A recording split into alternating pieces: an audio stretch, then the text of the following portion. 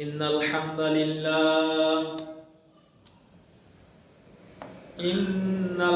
لله نحمده ونستعينه ونستغفره ونؤمن به ونتوكل عليه ونعوذ بالله من شرور أنفسنا ومن سيئات أعمالنا من يهده الله فلا مضل له ومن يضلله فلا هادي له ونشهد أن لا إله إلا الله وحده لا شريك له ونشهد أن محمدا عبده ورسوله الذي أرسله بالحق بشيرا ونذيرا فإن خير الحديث كتاب الله وخير الهدي هدي محمد صلى الله عليه وسلم وشر الأمور محدثاتها وكل محدثة بدعة وكل بدعة ضلالة وكل ضلالة في النار أما بعد فأعوذ بالله من الشيطان الرجيم بسم الله الرحمن الرحيم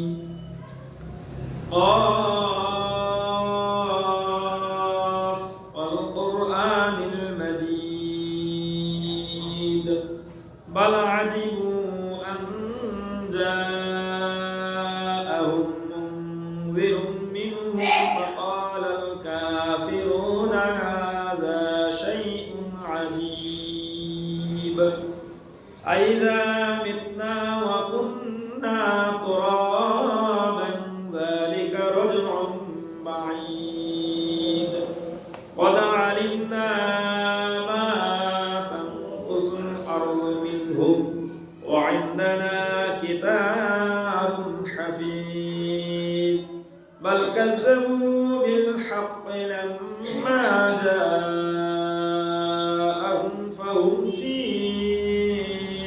أمر مريج أفلم ينظروا إلى السماء فوقهم كيف بنيناها وزيناها وما لها من فروج والأرض مددناها وألقينا فيها رواسي وأنبتنا فيها من كل زوج بهيج تبصرة وذكرى لكل عبد منيب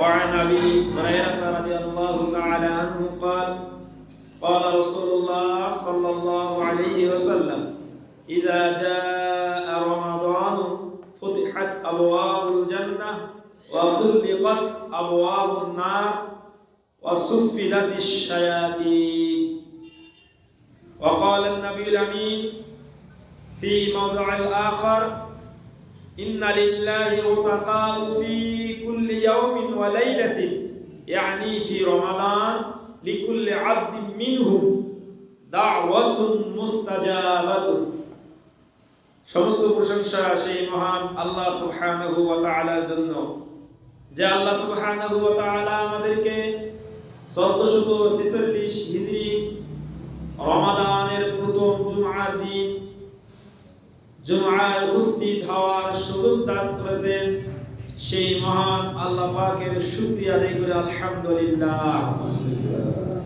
দরুদ ও সালাম বর্ষিত হোক মানবতার মহান মুক্তির দূত سيد المرسلين خاتم النبيين রাহমাতাল লিল আলামিন, যার মাধ্যমে আল্লাহ রাব্বুল আলামিন রমজানের রোজাকে ফরজ করেছেন, সেই মহামানব মুহাম্মদুর রাসূলুল্লাহ সাল্লাল্লাহু আলাইহি ওয়াসাল্লামের প্রতি বর্ষিত হোক দরুদ ও তাসলিম, এবং সারা শান্তির ধারা বর্ষিত হোক নবী করিম সাল্লাল্লাহু আলাইহি ওয়াসাল্লামের আহলে বাইত আসহাবে কিরামদের প্রতি, এবং তাবেঈন থেকে অদ্যবধি পর্যন্ত যারা মৃত্যুবরণ করেছেন, আল্লাহ সুবহানাহু ওয়া তাআলা সকলের প্রতি রহম করুন, বলেন আল্লাহুম্মা আমিন। সম্মানিত উপস্থিতি, আমি খুতবার শুরুতে সূরা কফ পরিপূর্ণ সূরা জুমার নামাজে তেলাওয়াত করা সুন্নাত, পরিপূর্ণ তেলাওয়াত করতে গেলে অনেক সময় লেগে যাবে, এজন্য আংশিকভাবে সুন্নতটি পালনের নিমিত্তে কয়েকটি আয়াত আমি আবৃত্তি করেছি। এরপর রাসূলুল্লাহ সাল্লাল্লাহু আলাইহি ওয়াসাল্লামের মুখ নিঃসৃত সহিহুল বুখারী 1898, সহিহ মুসলিম 1079 নম্বর হাদিস আমি আপনাদের সামনে পেশ করেছি। আল্লাহ সুবহানাহু ওয়া তাআলা যদি আমাকে তৌফিক দান করেন, ইনশাআল্লাহুল মুস্তাআন আমি সামান্য রমাদানের মাহাত্ম্য ফজিলত এর আগে আলোচনা হয়েছে, কিন্তু কয়েকটি ইম্পর্টেন্ট পয়েন্ট বাদ পড়েছিল, সেগুলি আলোচনা করব, যেগুলি সচরাচর আমাদের শোনা যায় না, এরকম কয়েকটি হাদিস। আর হলো, আমরা যে পৃথিবীতে এসেছি, আমাদের আগমনের যে একটা ধারাবাহিকতা আছে, আমরা যে আগমিত হয়েছি, এই আমাদের রূহের জগৎ থেকে নিয়ে কিয়ামত পর্যন্ত, হাসর পর্যন্ত এই জগতের কিছু আলোচনা করা হবে ইনশাআল্লাহ। প্রথমত আমরা জানি যে এটি একটি রমাদান মাস, এটি হলো কোরআন নাজিলের মাস, এটি হলো বরকতের মাস, রহমতের মাস, মাগফিরাতের মাস, নাজাতের মাস। আমাদের সমাজে এক প্রকার ভুল মেসেজ একটা জয়ী হাদিসের আলোকে দেওয়া হয় যে রমজানের প্রথম 10 দিন রহমত, পরের 10 দিন হলো মাগফিরাত, তৃতীয় দশক হলো নাজাত। না, বরং রমজানের শুরু থেকে নিয়ে শেষ পর্যন্ত পরিপূর্ণতাই হলো মাগফিরাত, পরিপূর্ণতাই হলো রহমত, এবং পরিপূর্ণ মাসটাই হলো নাজাতের মাস। এর প্রমাণ রাসূলুল্লাহ সাল্লাল্লাহু আলাইহি ওয়াসাল্লামের হাদিস দ্বারা বোঝা যায়। আল্লাহ রাসূল বলেছেন, ইযা জাআ রমাদান, যখন রমজান মাস আসে, ফুতিহাত আবওয়াবুল জান্নাহ, আল্লাহ পাক জান্নাতের দরজাগুলোকে খুলে দেন। সুবহানাল্লাহ। ওয়া ফি রিওয়ায়াতিন ফুতিহাত আবওয়াবুর রাহমাহ, আল্লাহ পাক জান্নাতের রহমতের দরজাগুলো খুলে দেন। তাহলে এখানে কিন্তু ফিল আশরিল আওয়াখির অথবা ফিল আওয়াইল আশর, প্রথম দশক বা মধ্য দশক অথবা শেষ দশকের কথা উল্লেখ করা হয়। রমজানের আগমন হলেই আল্লাহ রাব্বুল আলামিন তার রহমতের দরজা, জান্নাতের দরজাগুলো খুলে দেন। ওয়া গুলিকাত আবওয়াবুন নার, জাহান্নামের দরজাগুলোকে বন্ধ করে দেন, লক করে দেন।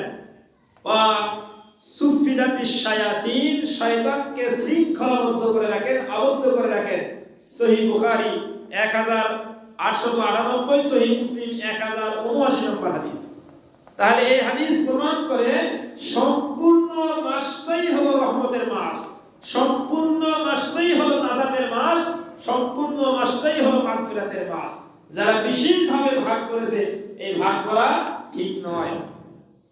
এরপরে আরেকটি হাদিস আমরা পড়ব, যে হাদিসটিতে আল্লাহ রাসূল সাল্লাল্লাহু আলাইহি ওয়াসাল্লাম বলেছেন, রমজান মাস আগমিত হলে আল্লাহ রাব্বুল আলামিন প্রত্যেক দিন অসংখ্য মানুষকে ক্ষমা করে দেন। তিনটি হাদিস রয়েছে, তিনটি হাদিসের ভিতরে একটি হাদিস আমি আপনাদেরকে পড়ে শোনাই। সেই হাদিসটি মুসনাদে আহমদ, একটি হাদিসের কিতাব 7450 নম্বর হাদিস। আল্লাহ রাসূল সাল্লাল্লাহু আলাইহি ওয়াসাল্লাম বললেন, ইন্না লিল্লাহি, নিশ্চয়ই আল্লাহ রাব্বুল আলামিনের জন্য, উতাকা ফি কুল্লি ইয়াউমিন ওয়া লাইলাতিন, প্রত্যেক দিন এবং রাত্রে, ইয়ানি ফি রমাদান, এই রমজান মাসের প্রত্যেক দিন এবং রাতে আল্লাহ রাব্বুল আলামিন ক্ষমা করে দেন, আযাদ করে দেন, মুক্ত করে দেন।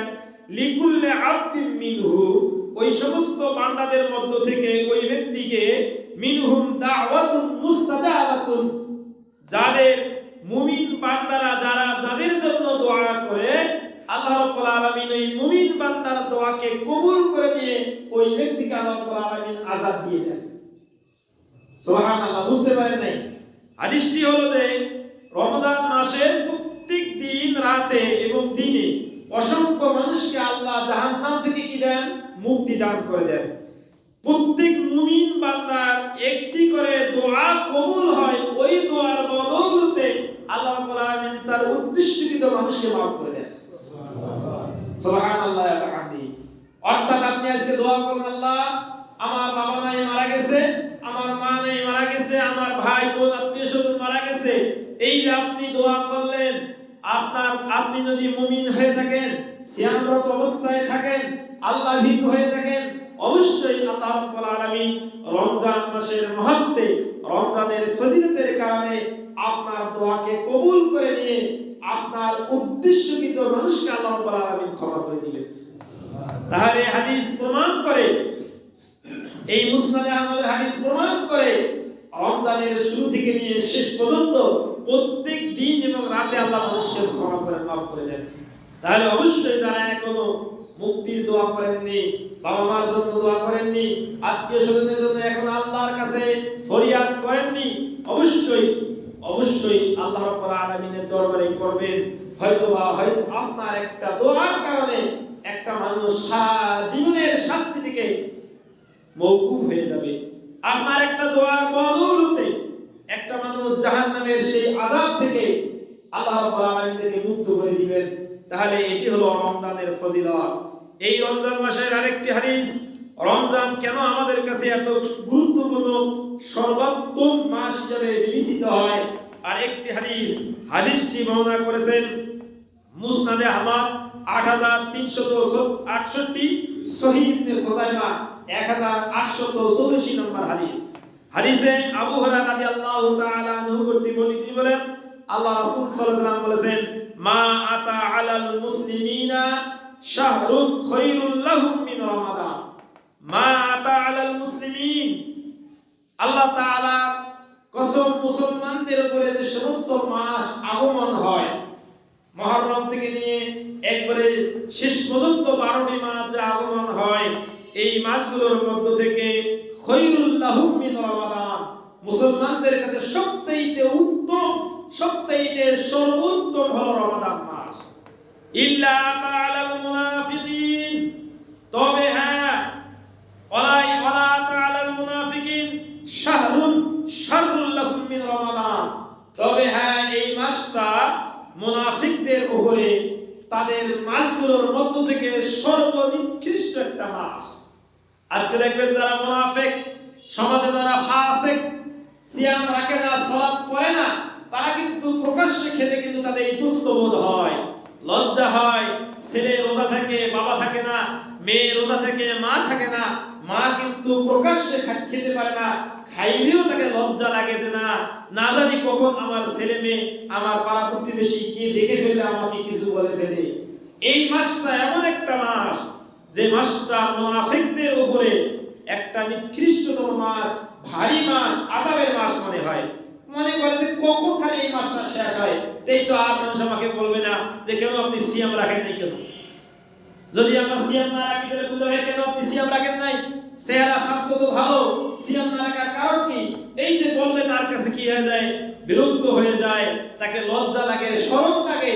এটা হলো মুনাফিকদের উপরে একটা নিকৃষ্টতম মাস। এরপরে ওয়াযালিকা লিমা ইউঈদুল মুনাফিকিনা ফীহি মিনাল কুওয়াতি লিল ইবাদাতি।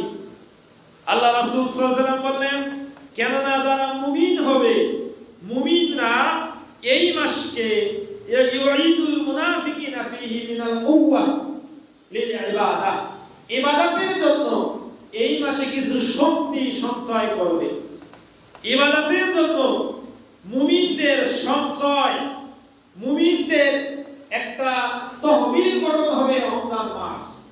রমজান মাস মুমিনরা এই রমজান মাসের সওয়াব দিয়ে একটা তহবিল গঠন করবে, একটা আমলের পাল্লাকে ভারী করবে, মুত্তাকির ভীরুতাকে বৃদ্ধি করবে, আর এটা দিয়ে বাকি 11 মাস এটার উপরে চলবে। রমজান মাসে ভালো করে চার্জ দিব, এই চার্জের জন্য সামনে রমজান পর্যন্ত আসে, কিন্তু আমরা এমন মুমিন, এমন চার্জ দেই এই মাসের পরে রাতে, এমনকি 29 রাত আসলে আপনাদের আমাদের ব্যাটারির চার্জ শেষ হয়ে যায়।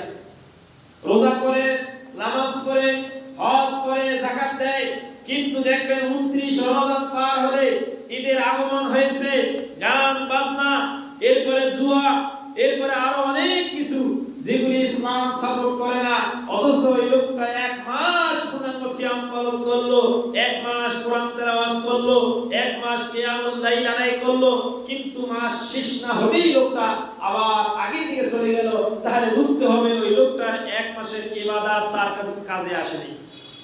ওই লোকটা 1 মাসের ইবাদত তাকে পূর্ণাঙ্গ মুমিন হিসেবে পরিগণিত করতে শক্তিশালী করে নাই, যার কারণে এত তাড়াতাড়ি ঈমান থেকে চলে যাওয়ার সুযোগ। তাহলে বোঝা যাচ্ছে তার ভিতরে তাকওয়ার পরিধি কম হয়েছে, তাকওয়ার ভারত্ব কম চলে আসছে। এজন্য এই মাসটা হলো মুমিনদের একটা পাথেয় সংগ্রহ করা মাস। আমরা অনেকে আছি এই মাসকে একটা কামাইয়ের মাস মনে করছেন। যারা কাপড় ব্যবসায়ী, এই তো একটা কামাইয়ের মাস, তারা যদিও সিয়াম রাখে কিন্তু ব্যবসার খাতিরে সারা দিন এত ব্যস্ত। তারা সালাত এক টাইমে, সালাত আর এক টাইমে, আবার কোরআন তেলাওয়াত তো দূরের কথা, সত্য কথা বলা থেকেও বিরতি, অর্থাৎ সত্য কথা বলার সুযোগ নাই। সারা দিন মানুষ কাপড় কিনা দিতে যাচ্ছে, আর ব্যবসায়ীরা মনে করতেছে এইটাই তো আমাদের একটা বড় মৌসুম, 11 মাসের ইনকাম 1 মাসেই করতে হবে। যার কারণে আমরা যেমন বাঙালিরা হুজুগে রমজান মাস আসলেই কাপড় কিনতে হবে, অন্য মাসে কি আমরা কাপড় করি না? অন্য মাসে কি আমাদের কাপড়ের প্রয়োজন হয় না? প্রয়োজন হলে আপনি আগে কিনবেন, আগে এখন শুরু থেকে কিনে রাখবেন। শেষের দিকে যে এমন একটা অবস্থা হয়, রোগপুষ্কর ঢুকে মনে হবে যে বাপরে বাপ, কত বছর থেকে যদি ঈদ হয় না, মনে হয় যেন 10-15 বছর থেকে ঈদ হয় না। মানুষের কাপড় কেনার ভিড়, এত মানুষ দেখলে বোঝা যায়। সম্মানিত উপস্থিতি, সুতরাং আমি বলতে চাই যে আল্লাহ রাসূল সাল্লাল্লাহু আলাইহি ওয়াসাল্লাম বলেছেন মুমিনের পাথেয় সংগ্রহ করার মাস হলো রমাদান। আর আমরা টাকার ইনকামের মাস মনে করেছি। মুমিনের পাথেয় সংগ্রহ করতে হবে, সিয়াম রাখবে, কোরআন তেলাওয়াত করবে, সত্য কথা বলবে, যাকাত দিবে, বেশি বেশি দান করবে। আল্লাহ রাসূল সাল্লাল্লাহু আলাইহি ওয়াসাল্লাম এই মাসে এত অধিক হারে দান করেছিলেন, অন্য কোন মাসে এত অধিক হারে দান করে নাই। পূর্ব দিকে যেমন বাতাস প্রবাহিত হয়, ঠিক অনুরূপভাবে আল্লাহ রাসূল সাল্লাল্লাহু আলাইহি ওয়াসাল্লাম ওয়াকাতারে দান দক্ষিণা করেছিলেন। সম্মানিত উপস্থিতি, এরপরে আল্লাহ রাসূল বললেন ওয়ামা ইউইদু ফীহিল মুনাফিকুনা মিন গাফালাতিন নাস ওয়া আওরাতিহিম। এই একটা মাস যে মাসে মুনাফিকরা তাদের মানুষের উদাসীনতা ও দুষ্টুটি অন্বেষণ করে, এত মুমিন হয়েছে, এত নামাজি, এত সিয়ামদার, একটা সামান্য একটা ভুল ধরে ফেলে। মানুষ মাত্র ভুল হতে পারে, ইনসান সিয়াম থেকে এসেছে, মানুষের ভুল হওয়াটাই স্বাভাবিক। ভুল না হলে তো আপনার ফেরেশতা হয়ে যেত। ভুল হবে, তবে জানা ভুল নয়, অজান্তে ভুল হবে। জানার পরে যেন ভুল না হয় সেজন্য সতর্ক অবলম্বন করতে হবে। আর অজান্তে ভুল হবে, এজন্য আল্লাহর কাছে ইস্তেগফার করব। আল্লাহ রাসূল বলেছেন সেই উত্তম ভুলকারী যে ভুল করার পরে আল্লাহর নিকট তওবা করে। সম্মানিত উপস্থিতি, তাহলে এই মাসে মুনাফিকরা তাদের উদাসীনতা, মানুষের উদাসীনতা এবং দুষ্টুমি অন্বেষণ করে। এরপর আল্লাহ বলেন হুয়া গানামুল মুমিনু, এই রমজান মাসটা হলো মুমিনের জন্য একটা গনিমত, মুমিনের জন্য একটা গনিমত, খাও সম্পদ। আপনি লক্ষ্য করুন এই রমজান মাস, আপনি যাদের সঙ্গে সিয়াম করেছেন, অনেকে দেখবেন রমজান মাস নাই। আপনি যাদের সঙ্গে সিয়াম পালন করেছেন, অনেকেই কিন্তু মৃত্যুবরণ করেছে, অনেকে অসুস্থ আছে, কিন্তু আল্লাহ আপনাকে সুস্থ রেখেছেন। আপনি রোজা রাখার, সিয়াম রাখার মতো সক্ষমতা আল্লাহ আপনাকে দিয়েছেন। এর চাইতে আর বেশি নিয়ামত পৃথিবীতে আর কিছু থাকতে পারে। রমজান মাস আপনি সিয়াম করতে পারতেছেন, এর চাইতে বেশি বড় নিয়ামত পৃথিবীতে আর থাকতে পারে না। ইয়াগতানিমুহুল ফাজির, আর এটি হলো মুমিনদের জন্য গনিমত এবং মুনাফিকদের জন্য একটি ক্ষতির কারণ। আল্লাহ রাসূল সাল্লাল্লাহু আলাইহি ওয়াসাল্লাম বলেছেন যে তোমরা আক্তানিম খামসান ক্বাবলা খামসিন, পাঁচটা জিনিসের পূর্বে পাঁচটা জিনিসকে মূল্যায়ন করো। এক নম্বর হলো শাবাবাকা ক্বাবলা হিরামিকা, তোমার বার্ধক্য আসার আগে তোমার যৌবনকালকে হেফাজত করো, যৌবনকালের নিয়ামত আল্লাহর কাছে প্রকাশ করো।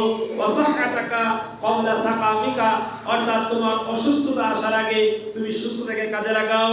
ওয়াগিনা আকা ক্বাবলা ফাকরিকা, তোমার দারিদ্রতা আসার আগে তোমার ধনী নেই, তোমার দারিদ্রতা আসার আগে তোমার সেই ধনী সম্পদকে টাকাকে কাজে লাগাও।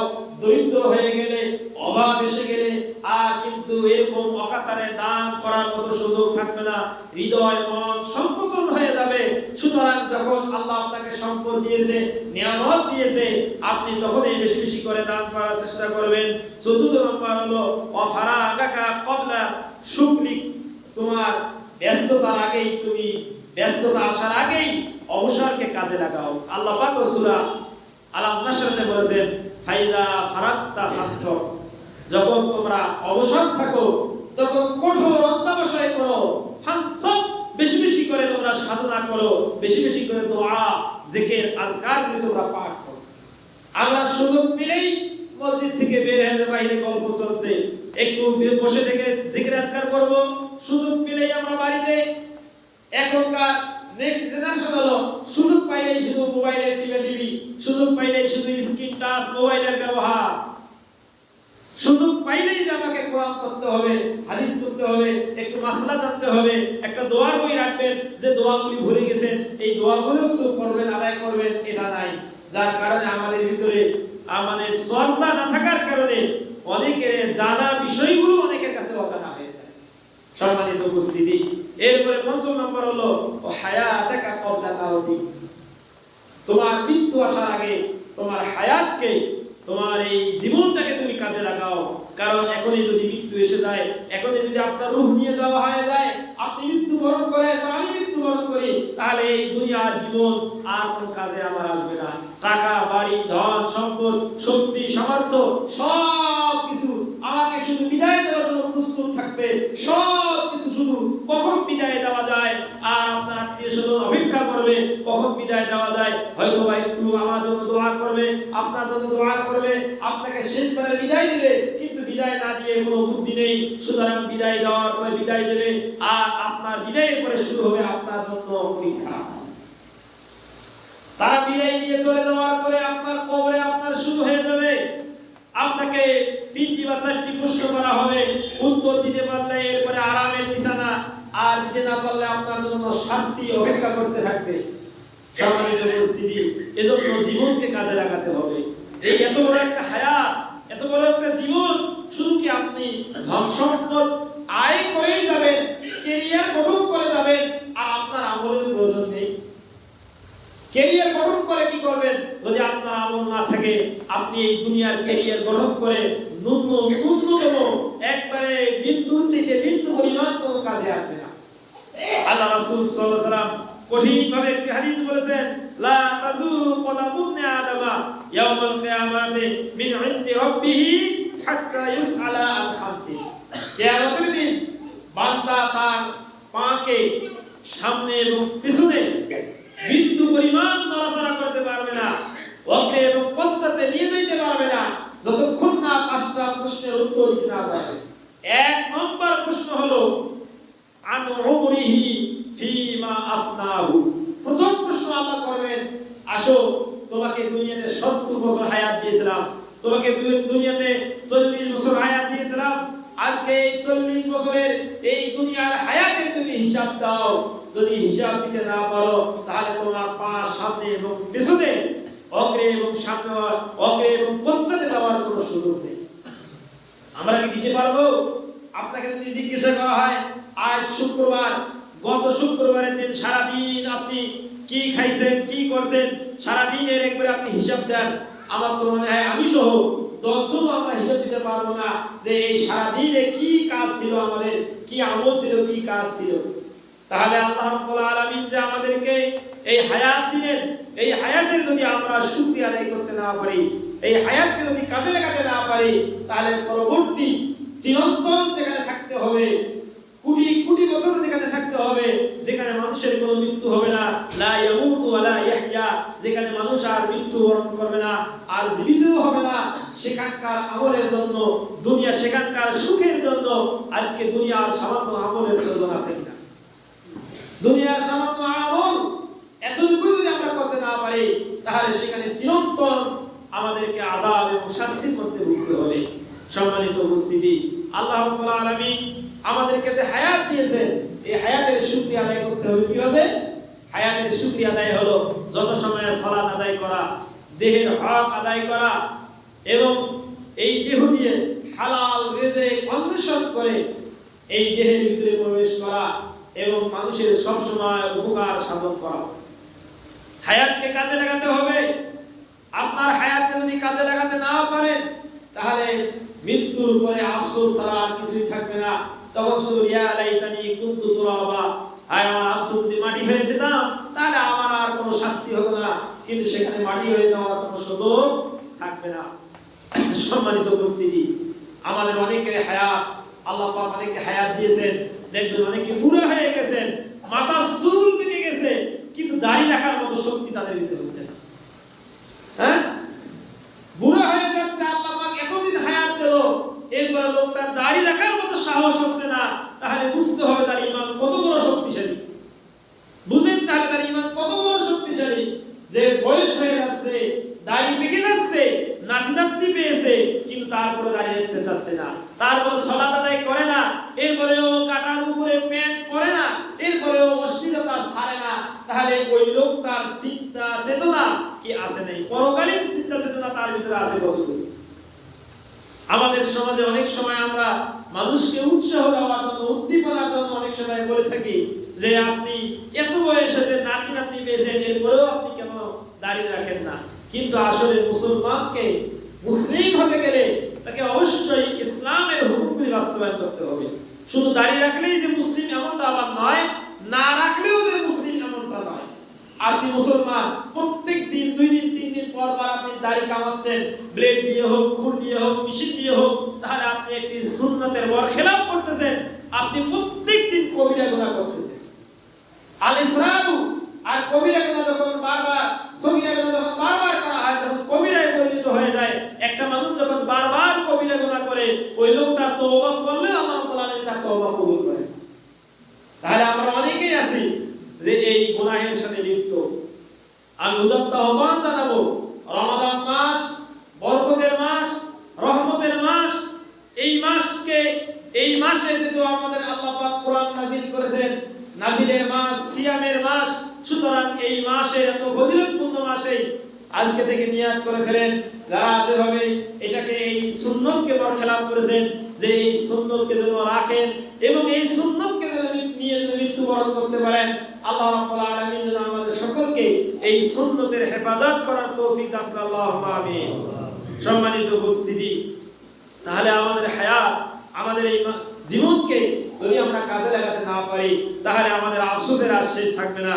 এর আগের যুগে আমি বলেছিলাম যে এই কত রমাদান আমাদের কাছে আসলো, কিন্তু রমাদান মাসে, এই রমাদান মাসকে আমরা কাজে লাগাতে পারলাম না। অথচ আল্লাহ পাক বললেন, ইয়া আইয়ুহাল্লাযীনা আমানু কুতিবা আলাইকুমুস সিয়াম কামা কুতিবা আলাল্লাযীনা মিন ক্বাবলিকুম লাআল্লাকুম তাত্তাকুন, যাতে করে তোমরা মুত্তাকি হও। তাহলে আমরা কতজন মুত্তাকি হয়েছি?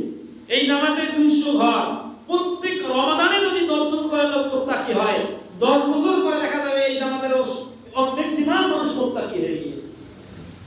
কিন্তু আমাদের আফসোস, প্রত্যেক জামাতে এরকম পরিস্থিতি যে রমজান মাস আসলে মসজিদে জায়গা দেওয়া যায় না, কমিটি বিকল্প চিন্তা করতে হয় যে বিকল্প সালাত আদায়ের জন্য টিনশিট বা অন্য কোনো ব্যবস্থা করা যায় কিনা। অনেক জায়গায় দেখুন সামিয়ানা করা হয়েছে, আর রমাদান মাস পার হয়ে গেলে ওই মসজিদের 2 কাতারও পরিপূর্ণ হয় না। তাহলে বোঝা যাচ্ছে ওই লোকটা রমজান মাসে আল্লাহকে মানলো, রোজাকে সিয়াম ফরজ মনে করলো, নামাজকে ফরজ মনে করলো, কিন্তু অন্য মাসে লোকটা রোজা রাখলো না, নামাজ সালাত আদায় করলো না, অন্য হুকুম আহকাম মানলো না। তাহলে ও শুধু 1 মাসের জন্য মুমিন হয়েছিল, এর পরের মাসগুলো আর মুমিনের খাতায় তার নাম নাই। সম্মানিত উপস্থিতি, এই মাস এমন একটা মাস যে মাসে এই আমলগুলি আল্লাহ পাক বহুরূপে বৃদ্ধি করেন। একটা হাদিস দেখেন, ইযা জা রমাদান ফাতামিরু, আল্লাহ রাসূল সাল্লাল্লাহু আলাইহি সাল্লাম একজন আব্দুল্লাহ ইবনে আব্বাস থেকে বলে, তিনি বলেন একজন আনসারী মহিলা বললেন যে তার নাম হলো ইবনে আব্বাস, যে তিনি যে রাবীর কথা বর্ণনা করতেছেন সেই রাবীর নাম হলো উম্মে সিনান, যার কথা তিনি হজ করতে যায়নি। তো আল্লাহ রাসূল সাল্লাল্লাহু আলাইহি সাল্লামের আর দুইজন, অর্থাৎ তার দুইটা ঘোড়া ছিল, এই উম্মে সানিনের দুইটি ঘোড়া ছিল। একটা ঘোড়া নিয়ে তার ছেলের বাবা অর্থাৎ স্বামী সে হজ করতে গিয়েছেন, আর স্ত্রী আর একটা ঘোড়া নিয়ে প্রতিপালন করতেছিলেন। তো অন্যরা বলল তোমার স্বামী গিয়েছে, তুমিও কেন এই ঘোড়াটাকে নিয়ে হজে যাওনি? তখন ওই সময় আল্লাহ রাসূল সাল্লাল্লাহু আলাইহি ওয়াসাল্লাম সেখানে এসেছিলেন। আল্লাহ রাসূল বললেন যে ফা ইন্না উমরাতান ফীহি তা'দিলু হুজ্জাতান, সুতরাং যদি কোনো মানুষ হয়তোবা সামনে রমজান মাস, এরকম মাসের আগে এসেছিল, আল্লাহ রাসূল বললেন যখন রমজান মাস এসে যাবে তুমি রমজান মাসে উমরা করবা। এই রমজান মাসের উমরাটা একটা হজের সমপরিমাণ সওয়াব। সুবহানাল্লাহ। যাদের শক্তি সামর্থ্য আছে তারা অবশ্যই হজ করবে। যার শক্তি নাই, এই ৫-৬ লাখ টাকা সংগ্রহ করতে কষ্টকর, তারা অবশ্যই প্রতি ৭০ উমরা করার নিয়ত করবে। আল্লাহর কাছে প্রথম নিয়ত করবেন, আল্লাহ আমি হজ এবং উমরা যেন করে মৃত্যুবরণ করতে পারি, বলেন আল্লাহুম্মা আমিন। প্রত্যেকের মনের ভিতরে এই কামনা, বাসনা, আশা, আকাঙ্ক্ষা থাকবে যে আমি যেন হজ এবং উমরা করে মৃত্যুবরণ করতে পারি। দেখবেন আল্লাহ পাক ব্যবস্থা করে দিয়েছে। যদি হজ করতে না পারেন, আপনার এই নিয়তের কারণে আল্লাহ পাক আপনার আমলনামায় হজ এবং উমরার সওয়াব আল্লাহ পাক লিপিবদ্ধ করে দিবেন। কিন্তু নিয়তের অভাব আমাদের। গত জুমা বলেছিলাম, নিয়ত যদি ঠিক না থাকে, সারাদিন সিয়াম রেখে সে সিয়াম কিন্তু কবুল হবে না। নিয়াত, ইন্নামাল আমালু বিন্নিয়াত, নিয়তটা আমাদের সঠিক হতে হবে। আমি মানুষকে ইফতার খাওয়াচ্ছি, আমার নিয়তটা সঠিক হতে হবে। আমি সারাদিন সিয়াম আছি, আমার নিয়তটা সঠিক হতে হবে। আমি 500 লোককে কাপড়, বস্ত্র, খাবার সংগ্রহ করতেছি, আমার নিয়ত সহি হতে হবে। যদি নিয়ত সহি না হয়, তাহলে এই দুনিয়ার লৌকিকতা, শুধু দুনিয়ার মর্যাদা আপনার বৃদ্ধি করবে, কোনো আমল নামায় এগুলি সওয়াব লিপিবদ্ধ করা হবে না।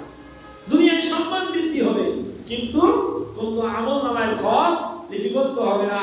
তো আল্লাহ রাসূল সাল্লাল্লাহু আলাইহি ওয়াসাল্লাম বললেন যে এই মাসে কমপক্ষে উমরা করলে হজের সমপরিমাণ সওয়াব। এই মাসে যদি কোনো মানুষ সালাত আদায় করে, সিয়াম রাখে, দান করে, তাহলে অবশ্যই অন্য মাসের চাইতে এই মাসে দান করলে ডাবল সওয়াব। সুবহানাল্লাহ বলেন। দানের ব্যাপারে আমরা অনেক সময় আপনাদেরকে বলতে আমাদেরও ইতস্তবোধ হয়।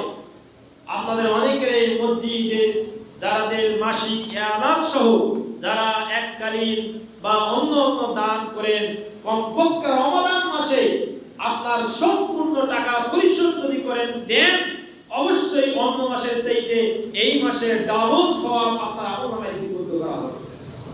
তাহলে অবশ্যই আমরা এই কাজ থেকে পিছপা হব না। খাতায় যাদের এন্ট্রি আছে, এন্ট্রি ছাড়াও যারা আছে, তারা সকলেই প্রত্যেককেই এই রমাদান মাস, দানের মাস, এই মাসে বেশি বেশি করে দান করে অধিক সওয়াব অর্জন করার চেষ্টা করব ইনশাআল্লাহ। এই এমন একটি রমাদান মাস, এমন একটি মাস যে মাসে বদরের ঐতিহাসিক বদর যুদ্ধ হয়েছিল। আমরা জানি যে এই দ্বিতীয় হিজরি 17 রমাদান 313 জন নিরস্ত্র বাহিনী, অসংখ্য অবদিত সশস্ত্র বাহিনীর উপরে বিজয় লাভ করেছিল এই রমাদান মাস।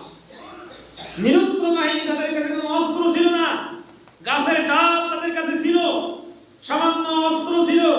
তারা সশস্ত্র বাহিনীর উপরে, যারা অস্ত্র নিয়ে, উট নিয়ে এই মুসলমানদের উপরে হামলা করেছিল, সেই ঐতিহাসিক বদর যুদ্ধ আল্লাহ রাব্বুল আলামিন এই রমজান মাসের 17 রমাদান মুসলমানদেরকে 313 জনকে, হাজার হাজার অমুসলিমদের উপরে, কাফেরদের উপরে বিজয় দান করেছিলেন।